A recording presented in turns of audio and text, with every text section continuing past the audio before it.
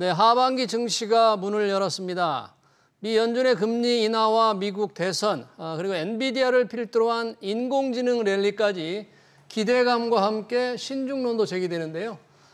상반기 글로벌 증시에 비해 초라했던 코스피는 과연 하반기에는 3천 고지에 올라설 수 있을지도 관심입니다. 하반기 어떤 투자 전략을 가져가야 할지 김영환 NH투자증권 투자전략연구원 모시고 자세한 얘기 들어보겠습니다. 연구원님 어서 오십시오. 네, 안녕하세요. 하반기 우리 시장 문을 열었는데 좀 그만하네요. 또 힘을 못 내고 있네요, 지금. 예, 왜 그럴까요, 우리 시장? 뭐 아무래도 이제 미국 트럼프 바이든 이제 TV 토론에서 결과가 썩 한국한테 좋지 않은 것 같다. 이런 불길한 생각들도 있고요. 예. 그리고 이번 주 금요일 날 되면은 삼성전자 잠정 실적 발표 예정돼 있는데 그걸 앞두고 시장이 좀 관망세인 부분도 있는 것 같습니다. 네. 사실 이제 미 연준이 금리 인하 과연 언제쯤 할 건가 이게 굉장히 중요한데 그에 영향을 미치는 물가지수, 특히 5월 개인 소비지출 물가지수가 지난 주말에 발표됐습니다. 예상 수준이었는데 혹시 기대감이 금리 인하 기대감이 조금 높아졌습니까? 어떻습니까? 이 자체는 좀 중립적인 것 같아요. 그러니까 2.6% 전년동월 대비 나왔고요. 예. 전월 대비로는 0.1% 나왔는데 이게 딱 시장에서 생각하던 정도였습니다. 그래서 뭐 크게 변동이 있는 양상은 아니다 정도로 볼 수 있을 것 같고요. 다만 최근에 뭐 PC 물가는 사실 발표 전에 대충 예상이 가능했었으니까 뭐 그 전후 정도의 연준 위원들의 발언들을 보면은 약간 좀 변화가 보이긴 합니다. 어떻게 변화가 보여요? 작년에는 연준의 많은 얘기들이 금리 더 올려야 된다로 몰려 있었고요. 올해 초 이후에 한 3월, 4월 정도까지는 금리를 더 올리지는 않아도 되겠지만 금리를 언제 내려줄지는 모르겠다 정도가 모든 위원들이 다 하던 얘기였습니다. 근데 아주 최근 들어서의 약간 얘기는요. 좀 매파와 비둘기파가 나뉘는 모습이에요. 매파 입장인 사람들은 여전히 금리 언제 내릴지 모르겠다라는 얘기들을 반복하고 있고요. 반면에 일부 연준 위원들 중에서 약간은 비둘기파적으로 올해 중에 한 번 정도는 내릴 수도 있겠다. 그렇게 멀진 않은 것 같다. 이런 얘기들을 하는 사람들도 조금씩 나타나기 시작을 했습니다. 이게 이제 4월, 5월 물가 지표들이 안정을 보이면서였는데 그런 것들을 보면은 아마도 6월 물가까지도 더 뚜렷한 안정세를 보여준다면 연준의 톤도 바뀔 수 있겠구나. 이런 분위기가 조금씩 조조돼 가고 있긴 하죠. 네, 6월 물가 지표도 조금 나와야 되고 관련 경제 지표가 좀 나와야 뭔가 조금 확실하게 좀 예상을 할 수 있는데 마침 이번 주에는 제롬 파월 연준 의장의 연설이 예정돼 있고 6월 FOMC 의사록도 지금 공개가 되잖아요. 그런 부분들에서 뭔가 금리 인하 시그널을 확실히 조금 우리가 발견할 수 있을까요? 약간은 좀 볼만한 부분이 있는데요. 지난 6월 FOMC를 돌이켜 보시면은 그 직전에 사실 5월 물가 지표가 발표가 됐었거든요. 그래서 CPI 물가가 발표된 직후에 FOMC 결과가 나오다 보니 그때 기자회견에서 제일 많이 나왔던 질문이 그러면 이 물가 지표까지 확인하고 그걸 반영해서 6월 결정을 했나요? 라는 질문이었고요. 파월 의장은 거기에 대해서 그거는 공식적으로 이렇게 하자라는 게 정해진 건 없고 각자 연준 위원들이 중에서 생각대로 한 사람이 있고 약간 의견을 수정을 한 사람들이 있는데 전반적으로는 안 한 것 같다 였습니다. 그러면 사람들이 좀 궁금해한 게 구체적으로 얼마나 많이 사람들이 반영했냐 아니면 인지하면서도 왜 안 바꿨냐라는 부분들일 텐데 그런 것들이 좀 명확해질 수 있는 게 이번 FOMC 의사록인 만큼 조금은 주목도가 있는 것 같고요. 다만 파월 의장의 연설에서 금리 인하 얘기를 아주 강하게 하기에는 아직 한 달이 좀 부족합니다. 과거에도 파월 의장이 한 개 분기 정도의 물가 안정은 확인하고 싶다라는 얘기들을 했었는데 지금 4월부터 물가 안정이 시작됐으니까요. 아마 6월 물가 안정까지를 확인한 이후 그럼 7월 중순 정도 됐을 때야 조금의 분명한 톤 변화는 기대할 수 있지 않을까 싶습니다. 네, 그렇군요.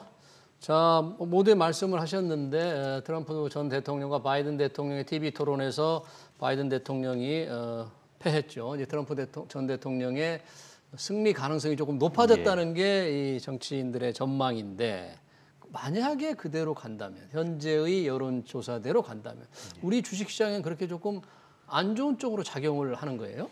한국 입장에서는 썩 좋지는 않을 가능성이 많겠죠. 일단 트럼프 일기 당시에도 한국 주식시장은 좋지 못했고 예. 미국만 좋았다 이런 상황이었는데 그거를 만든 요인이 아무래도 강달러와 그리고 글로벌 교역량 감소였습니다. 예. 당시에도 실제로 미국이 중국에 대해서 관세를 올리다 보니까 글로벌 교역량이 확 줄어드는 모습들이 나타났었고요. 근데 한국의 그 기업 이익이 이렇게 글로벌 교역량과 연동해서 한국 수출 금액이 달라지고 한국 수출이 좀 위축되면 한국 기업 이익도 나빠질 수밖에 없기 때문에 예. 이번에도 그런 일들이 반복되지 않을까라는 걱정이 있고요. 예. 특히 트럼프 공약 중에 하나가 뭐 대중국 관세는 100%로 그리고 전반적으로 중국을 떠나서 전 세계에서 미국으로 수입하는 품목들을 다 10%로 관세를 때린다. 네. 이런 얘기들을 하고 있는데 정말로 그렇게 되면은 한국 입장에서도 한국에서 미국으로 수출하는 품목들의 금액이 줄어들거나 예. 이익률이 떨어지거나 이런 일들이 있을 수 있으니까요. 네. 좀 부정적으로 보는 게 맞는 것 같습니다. 그렇군요. 관세 전쟁이 시작되면 우리 수출에 의존하는 우리나라 기업들이니까 그 영향을 받을 것이다. 지금 트럼프 전 대통령의 당선 확률이 높아지면 뭐 멕시코 페소라든지 캐나다 달러라든지 또는 유로화 이런 가치가 크게 떨어질 수 있다. 뭐 이런 전망이 지금 나오고 있습니까? 예, 트럼프가 하는 얘기 중에 하나가 또 그 나프타 철폐 얘기이기 때문에 그러면 캐나다나 멕시코 같은 경우에는 악재가 될 수 있고요. 뭐 유럽 같은 경우에는 뭐 그런 뭐 나토에 대한 얘기라든가 뭐 국방비 얘기라던가 이런 것들이 전반적으로 유럽과 미국 간의 관계를 좀 악화시키면은 예. 또 마찬가지로 부정적으로 작용할 수 있겠죠. 그래서 이런 것들이 있는데 예. 다만 이제 시차를 조금 염두에 둘 필요는 있는 것 같아요. 예. 그리고 트럼프가 항상 처음에는 굉장히 공격적으로 얘기를 하고 나서 약간 양보하면서 협상을 유리하게 끌고 가는 그런 전략들을 많이들 과거에도 펼쳐왔었는데 근데 지금 선거를 앞두고 있는 상황이면 그 중에서도 가장 워딩이 강할 때일 가능성이 높고요. 그러면 실제로 당선 이후에 합리적으로 정책을 결정해 가는 과정에서 정말로 말한 대로 다 할 거냐, 아니 일정 부분은 좀 양보해 가면서 할 거냐. 세계 경제가 타격을 받으면 미국 입장에서도 마냥 좋은 건 아니니까요. 네. 그리고 또 한편으로는 실제로 그 당선이 되는 거랑 이 정책을 발효를 하는 것까지는 또 시차가 있을 거란 말이죠. 일기 당시에도 당선 이후에 실제로 미국 대중국 관세를 때리는 데까지는 한 1년 정도 시간이 걸렸었으니까 네. 그런 것들을 감안하면은 지금 당장 캐나다 달러나 페소나 아니 한국 주식 시장이나의 악재들이 트럼프 당선 이후까지를 일거에 다 반영하진 않고 계속 점진적인 반응들을 보일 거다 싶습니다. 지금 이제 트럼프 전 대통령의 당선과 환율 얘기를 잠깐 했는데 사실 지금 국제 외환시장에서 가장 관심은 이 슈퍼 엔저입니다. 예. 엔화 가치가 달러당 150엔을 넘어설 때만 해도 이제 다 떨어졌지 않았느냐 이렇게 생각했는데 지금 160엔 예. 더 지금 환율이 엔달러에 올라갈 것 같잖아요. 일본 증시에도 타격이 큰 거죠. 어떻게 지금 예상이 되고 있나요? 일본 증시에 대해서는 분명히 이제 엔달러가 상단이 열렸으면 네. 일정 이상까지 높아지면은 분명히 일본 내수 경기에 부담이 되는 건 맞는데요. 네. 지금은 엔달러가 높아진 거랑 발맞춰서 일본 경제가 이 충격을 흡수할 수 있는 정도도 같이 좀 늘어난 것 같기는 합니다. 일본 경우에는요. 네. 당연히 수출 기업들 같은 경우는 엔저가 좋고요. 뭐 토요타 같은 경우겠죠. 반면 내수 기업들이 힘들어지는 부분인데 물론 일본은 내수의 규모가 한국보다 더 크다 보니까 그 영향이 크긴 합니다. 그런데 그간에 이제 일본의 엔달러 환율이 뭐 한 150선 정도면은 이제 임계점을 넘어간다라고 얘기하던 부분은 상당히 뭐냐면요. 일본이 물가를 전혀 못 올리고 일본은 10년 전이든 20년 전이든 지금이랑 제품 가격이 똑같은 시절들이 굉장히 길었잖아요. 네. 그 가정 하에서의 150엔이었다는 거거든요. 그런데 많이 요즘 얘기 들으시겠지만은 한 작년 올해 하면서 일본에서 물가들을 슬금슬금 올리고 있습니다. 네. 여행 가는 분들도 재작년 여행 갔다가 올해 다시 가니까 일본에서 물건값이 올랐더라 이런 얘기들을 하시는데 그럼 그만큼 일본 내수 기업들 입장에서도 이 충격을 흡수할 수 있는 버퍼가 좀 생긴 거거든요. 예. 그런 걸 감안하면은 지금의 엔 환율 정도에서는 일본 기업들의 전반적인 반응을 보면은 수출 기업은 좋고 내수 기업은 좋지는 않지만 그래도 충격을 흡수할 수 있는 정도는 있다, 견딜만하다 그래서 그걸 합쳐보면 주식시장 차원에서는 좋게 작용할 가능성이 지금은 더 많은 상황이다 싶습니다. 그러네요. 앞으로 조금 쉽게 떨어지기 어려울 것 같은 생각이 듭니다. 개별 기업 얘기로 한번 들어가 보고 싶은데요. 늘 관심을 갖던 엔비디아, 인공지능 열풍으로 정말 엄청난 상승세를 기록했는데 요즘 120달러대에서 조금 탄력을 잃은 듯한 느낌을 받고 있는데 좀 어떻게 봐야 됩니까? 엔비디아 주가? 예, 실제로 탄력을 잃었죠. 당장은 뭐 재료가 다 소멸된 상황이고요. 예. 그 재료라는 게 실적이 좋게 나오고 그리고 신제품을 출시를 하고 그리고 주식 분할을 하고가 이제 올해 초의 배경들이었는데 이런 것들은 일단은 다 끝난 상황이고요. 지금 그 다음 다시 보여줘야 되는 거는 2분기 실적입니다. 근데 항상 엔비디아는 실적 발표 이후에 주가가 한번 올라가고 나서 좀 횡보하는 모습 보이다가 좀 불안한 모습들도 보이다가 실제로 그 다음 분기 실적이 또 잘 나오면 그때 다시 주가가 올라가는 패턴들을 만들었었는데 이번에도 그런 상황이 아닐까 싶고요. 엔비디아 실적은 약간 다른 기업들 실적 발표보다 약간 늦게 한 8월 정도에 발표가 되기 때문에 그때까지는 약간은 조금 쉬어가는 모습들을 보이지 않을까 싶고요. 다만 8월 정도에 나오는 2분기 실적이 또다시 예상을 뛰어넘는 좋은 모습을 계속 보여주면은 다시 주가는 한 번 더 움직일 수 있다 싶습니다. 그럼 8월 정도에 나올 실적에 대한 전망은 좀 낙관적인 의견이 많습니까? 예, 지금 낙관적인 의견들이 많은 상황이고요. 최근에 뭐 그런 이런 인공지능 시장에서 여전히 공급이 부족하다. 그러니까 물론 장기적으로는 경쟁이 심화될 거라는 걱정이 있지만 단기적으로는 오히려 제품의 공급이 부족하다라는 상황이어서 2분기 실적은 낙관적으로 보고 있습니다. 그러네요. 자, 엔비디아 하면 국내에서는 이제 삼성전자인데 삼성전자가 미국의 그 마이크론 테크놀로지 실적 발표 이후에 조금 하방 압력을 받았잖아요. 그런데 오늘 수출 통계를 보니까 뭐 반도체 수출이 월별 6월에 최대를 기록했더라고요. 그러니까 상당히 주가의 상승 좀 탄력을 받을 요인은 좀 보이는데 이제 실적이 곧 나오지 않습니까? 지금 어떻게 정부에서는 어떻게 지금 예상을 하고 있나요? 지금 영업이익은 8조 2천억 정도 예상하고 있는데요. 8조 2천억? 예, 뭐 8조 2천억 정도 비트하면은 시장 반응은 나쁘지 않을 것 같습니다. 마이크론 같은 경우에는 실제로 실적 발표 이후에 주가는 별로 좋지 못한 모습들을 보였는데 그 이유를 생각해 보면요.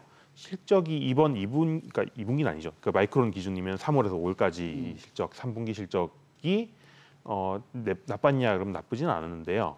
다만 좀 실망했던 거는 가이던스가 약간은 조금은 못 미치는 모습을 다음 분기 전망치가 좀 못 미치는 모습들을 보여줬기 때문이고 그 전망치의 핵심은 HBM입니다. 그러니까 마이크론이 이제 하이닉스의 뒤를 이어서 HBM 납품을 시작을 했는데 그 수율이나 아니면 공급하는 규모나 이익률이 그렇게 하이닉스만큼 좋지는 못하거든요. 그 부분에 대한 좀 실망이 있었던 것 같고요.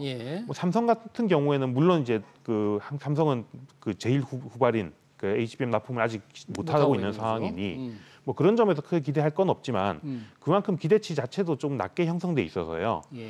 HBM을 떠나서 나머지 마이크론의 실적의 내용들을 보면 나쁘지 않았기 때문에 삼성도 결과물은 나쁘지 않을 것 같고요. 영업 실적이 그런 상황이라면 마이크론의 그런 HBM 기대치를 제거하고 보면은 삼성전자 실적에 대한 시장 반응은 그렇게 나쁠 이유는 별로 없어 보이거든요.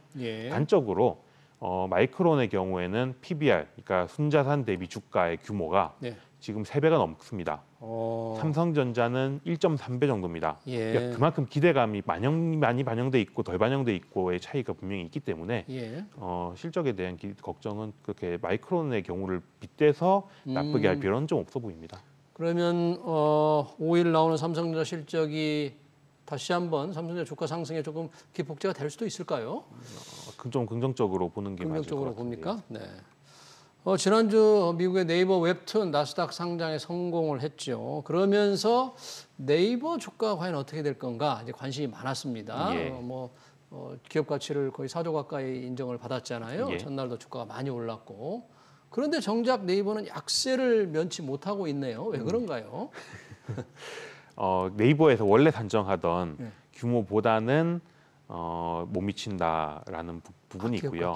기업 가치가. 그러니까 원래는 한 5조 정도를 반영하고 있었는데 실제로는 4조 정도다. 뭐 이런 정도의 부분도 있고요. 그리고 상장 자체가 뭐 잘 됐더라도 물론 상장이 잘 돼야 되는 건 맞지만요. 잘 됐더라도 이 이후에 추가적으로 주가가 더 올라가려면 이 웹툰 시장이라는 게 무언가 앞으로의 장기 성장 동력 같은 것들이 잘 나오고 있고 보여주고 있고 그러면서 밸류에이션 확장이 가능하고 이런 것들을 좀 볼 필요가 있는데 그런 점에서 뚜렷하게 좋은 모습들을 못 보이고 있는 것 같아요.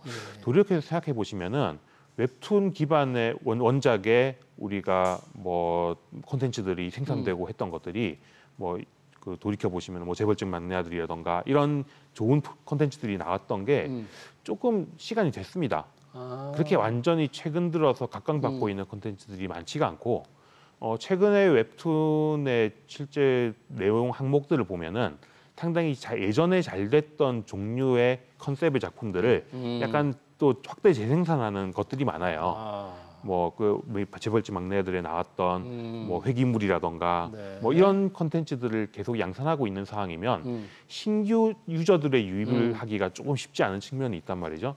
그런 측면에서 밸류에이션을 막 확장하기에는 지금 좋은 상황은 아니다. 이런 부분이 네이버 주가에도 막 그렇게 긍정적으로 작용하지 못하는 모습입니다. 그렇군요. 뭐 마지막 질문 좀 짧게 좀 듣고 싶대요. 이제 하반기 시작이 됐는데 혹시 하반기에 조금 눈여기거나 주목을 받을 만한 그런 업종 종목이 있다면 어떤 걸 들 수 있을까요? 세 가지 테마를 말씀드리고 싶은데요. 첫 번째는 인공지능 여전히 하반기에도 볼 필요가 있다이고요. 두 번째 미국 소비입니다. 미국 소비. 세 번째는 밸류업이고요. 밸류업. 미국 소비는 무슨 뜻이에요? 미국 소비 다른 거는 많이 얘기를 드렸던 거니까 미국 소비는 최근에 글로벌 권역들 중에서 그래도 소비가 제일 좋은 거는 아무래도 미국입니다. 근데 미국도 최근 들어서는 약간은 소비가 둔화되고 있다라는 얘기들을 하잖아요. 그러면 이러한 약간 둔화되는 과정 하에서 한국 기업들이 미국에다가 물건을 잘 팔 수 있는 분야가 있느냐 이 관점을 좀 볼 필요가 있는 것 같은데요.